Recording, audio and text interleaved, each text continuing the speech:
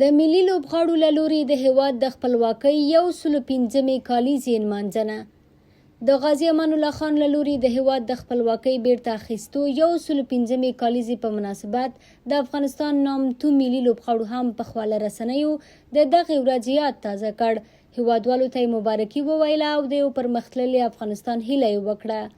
له دې ډلې پخواني او اوسنیو برحاله لوبډل مشرانو محمد نبي، راشد خان او حشمت الله شهیدي او د ملي لوبډلې ځوان لوبغاړي نور احمد ټولو هیوادوالو ته مبارکي ویلې. د شلوريز فارمټ لپاره د افغانستان لوبډل مشر راشد خان په خپله فیسبوک پاڼه په پښتو او دري ژبو مبارکي لیکلې او زیاته کړې ده د داسې ورځې په هیله چې هیواد مو په هره برخه کې په خپلو پښو ولاړ وي.